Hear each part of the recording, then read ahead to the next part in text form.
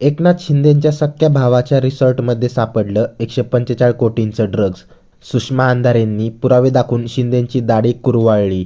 Social मीडियावर लोक म्हणायला लागली, ही एकनाथ सेना आहे की ड्रग्ज सेना आहे, म्हणूनच एवढा पैसा आहे शिंदेंकडे. महाराष्ट्रात चर्चा आहे की ड्रग्ज प्रकरणाची चौकशी होईपर्यंत एकनाथ शिंदेंचं मंत्रिपद काढून घ्या, शिंदेंच्या भावाला अटक करा. निखिल वागळे यांनी शिंदेंचं सगळं बाहेर काढलं. व्हिडिओ पूर्ण बघा. एकनाथ शिंदे यांचा राजीनामा झाला पाहिजे. एकनाथ शिंदेंनी बाजूला राहावं, एकदा तपास होऊ द्यावा. प्रकाश शिंदे जर निर्दोष असतील तर एकनाथ शिंदेंनी उपमुख्यमंत्री कशाला, त्यांनी मुख्यमंत्री व्हावं. देवेंद्रजी, तुमचं मन मोठं आहे ना, तुम्ही बाजूला व्हा. आमचा भाऊ निर्दोष झाला ना की आमच्या भावाला परत मुख्यमंत्री करा. सुषमा अंधारे पुष्पगुच्छ घेऊन तिथे यायला तयार आहे. उपमुख्यमंत्री एकनाथ शिंदे यांच्याशी संबंधित ड्रग्ज रॅकेटवर मी बोलणार आहे. महाराष्ट्रामध्ये मोठ्या प्रमाणावर अंमली पदार्थांचा विळखा पडलेला आहे. MD नावाचं जे ड्रग आहे, जो अंमली पदार्थ आहे, तो गावोगावी पसरतोय आणि गावोगावी तयार केला जातोय. याला विधानसभेमध्ये खुद्द मुख्यमंत्र्यांनी सुद्धा दुजोरा दिलेला आहे की ड्रग्जचा विळखा महाराष्ट्राला पडलेला आहे. एकनाथ शिंदेंचा भाऊ माजी नगरसेवक प्रकाश शिंदे हा या ड्रग्जच्या प्रकरणामध्ये अडकला असल्याचा आरोप आहे. पोलिसांनी त्याला अजून अटक केलेली नाही, पोलिसांनी त्याची चौकशी केलेली नाही. त्याला अटक करू नये म्हणून पोलीस दबावाखाली आहे असाही आरोप होतोय. परंतु प्रकाश शिंदे जर या अंमली पदार्थांच्या प्रकरणात अडकलेला असेल, त्याचा जर संबंध असेल, तर उपमुख्यमंत्री एकनाथ शिंदे दूर राहू शकत नाहीत, हे लक्षात घ्या. दूर राहू शकत नाहीत. आपला सख्खा भाऊ जो माजी नगरसेवक आहे, तो या ड्रग्ज प्रकरणामध्ये असेल तर शिंदे त्याला सोडवण्याचा प्रयत्न कशावरून करणार नाहीत की शिंदेंच्या कार्यालयातला, म्हणजे डेप्युटी CMच्या उपमुख्यमंत्र्याच्या कार्यालयातला एक सचिव हा पोलीस आयुक्तांना फोन करतोय आणि या प्रकरणातल्या आरोपींना, विशेषतः प्रकाश शिंदेना बाजूला ठेवा, त्यांना हात लावू नका असं सांगण्याचा प्रयत्न करतोय. याचा अर्थ शिंदेंच्या कार्यालयातून हे ड्रग प्रकरण दडपण्यासाठी दबाव येतोय, असा हा गंभीर आरोप आहे. शिंदे अडचणीत आलेले आहेत, यामध्ये काय शंका नाहीये. पाहूया आपण नेमकं काय झालेलं आहे, नेमका काय प्रकरण आहे, तपशील काय हे पाहूया. मी तुम्हाला कहाणी सांगतो तपशीलवार. मुंबई पोलीसच्या, लक्षात घ्या, सातारा पोलीसने नव्हे, कारण हे सातारा जिल्ह्यातलं प्रकरण आहे, सातारा पोलीसच्या अखत्यारीत होतं. पण मुंबई पोलीसच्या क्राईम ब्रँचने सातारा जिल्ह्यातल्या सावरी गावी धाड टाकली आणि जवळजवळ 45 किलो अंमली पदार्थ ड्रग MD नावाचा हा जप्त केला. सावरी गावाजवळ ही धाड टाकलेली आहे. आणि हे गाव कुठे आहे? हे गाव उपमुख्यमंत्री एकनाथ शिंदे यांच्या दरे या गावाच्या बाजूलाच आहे, हे लक्षात घ्या. अगदी बाजूला लागून आहे हे गाव, आणि या गावावर मुंबई पोलीसच्या क्राईम ब्रँचने धाड टाकलेली आहे. तुम्हाला अर्थ लक्षात आला असेल मला वाटतं. सातारा पोलिसांना बाजूला ठेवून मुंबई क्राईम ब्रँचने ही धाड टाकलेली आहे. मुंबई क्राईम ब्रँच ही थेट गृहमंत्र्यांना रिपोर्ट करते. त्यामुळे ही धाड पडली तेव्हा याची माहिती मुख्यमंत्री आणि गृहमंत्री देवेंद्र फडणवीस यांना असणारच, 100% असणार. आता गंमत पहा की मुंबई पोलीस ब्रँच या अंमली पदार्थापर्यंत कशी पोचली. विशाल मोरे नावाच्या एका तरुणाला मुंबई क्राईम ब्रँचने ताब्यात घेतलं. हा तरुण कोण आहे बघा. हा तरुण अजित पवारांच्या विद्यार्थी शाखेचा पदाधिकारी आहे. या विशाल मोरेला ताब्यात घेतलं. त्याच्याकडून सावरी गावातल्या या अंमली पदार्थांच्या अड्ड्याची माहिती मिळाली.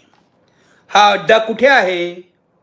हा अड्डा आहे सावरी गावामध्ये एका रिसॉर्टच्या अगदी जवळ, 1-1.5 किलोमीटरवर हे रिसॉर्ट आहे.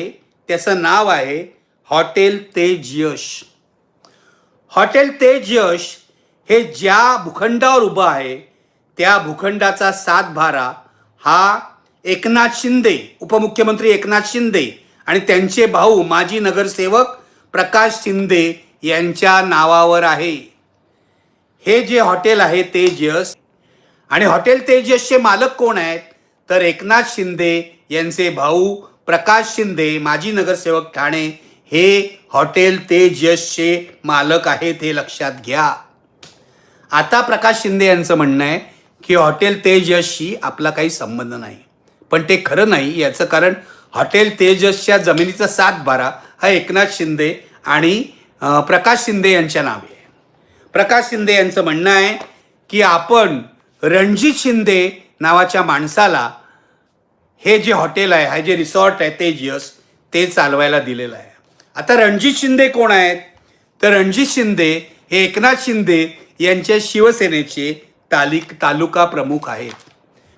याहीपेक्षा गंभीर आरोप आहे की एकनाथ शिंदे यांच्या कार्यालयातले एक सचिव पोलीस आयुक्तांशी संपर्क साधून प्रकाश शिंदे, एकनाथ शिंदेच्या भावाला वाचवण्याचा प्रयत्न करतायत.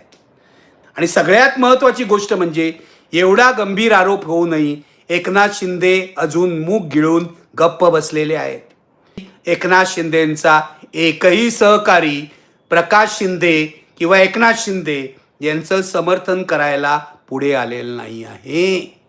कारण या सहकार्यांना सुद्धा कळतंय की जर प्रकाश शिंदे यांचे ड्रग माफियाशी असलेले संबंध पोलिसांनी पकडले, प्रकाश शिंदे यांना ताब्यात घेतलं, प्रकाश शिंदे यांची चौकशी केली तर बऱ्याच गोष्टी बाहेर येऊ शकतात. जर त्यांचा छोट्या प्रमाणावर का होईना ड्रग माफियाशी संबंध असेल तर त्यांनी ताबडतोबीने राजीनामा द्यायला हवा. ड्रग माफियाशी संबंध असलेला अशा प्रकारचा राजकारणी महाराष्ट्रातल्या महत्त्वाच्या पदावर असता कामा नये. प्रकाश शिंदे एकनाथ शिंदेच्या भावाला वाचवण्यासाठी एकनाथ शिंदेच्या कार्यालयाचा वापर होतोय असा आरोप झालेला आहे. एक लक्षात घ्यायला पाहिजे, हे MD ड्रग्सचं जे रॅकेट आहे ते महाराष्ट्रभर पसरलेलं आहे. गावागावात याचे कारखाने तयार झालेले आहेत. हा जो अंमली पदार्थ आहे MD नावाचा MD ड्रग, हा महाराष्ट्रातल्या ग्रामीण भागात कुठेही मिळतोय आणि तो तरुण पिढीला बर्बाद करतोय, हे लक्षात घ्या. तरुण पिढीला बर्बाद करणारा अंमली पदार्थ जर उपमुख्यमंत्र्यांचा भाऊ तयार करत असेल किंवा तयार करणाऱ्या कारखान्याशी उपमुख्यमंत्र्यांच्या भावाचा संबंध असेल तर मला असं वाटतं की कितीही दबाव आला तरी पोलिसांनी आपला तपास मागे घेता कामा नये. पोलिसांनी पहिली गोष्ट केली पाहिजे, प्रकाश शिंदेना ताब्यात घेतलं पाहिजे. त्यानंतर गरज पडली तर पोलिसांनी एकनाथ शिंदे यांना सुद्धा चौकशीसाठी बोलवलं पाहिजे. या ड्रग्ज माफियाशी प्रकाश शिंदेंचा काय संबंध आहे? प्रकाश शिंदेंच्या व्यवहाराशी एकनाथ शिंदेंचा काय संबंध आहे? की एकनाथ शिंदे असं म्हणणार आहे माझा प्रकाश शिंदेंशी काही संबंध नाही आहे.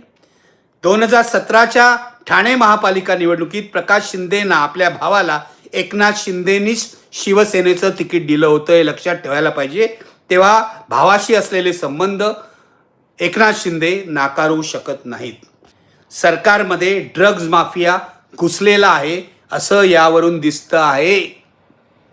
एकनाथ शिंदेंचा या ड्रग्ज माफियाशी संबंध आहे असं सिद्ध झालं तर एक वेळ त्यांनाही बेड्या पडल्या तरी हरकत नाही.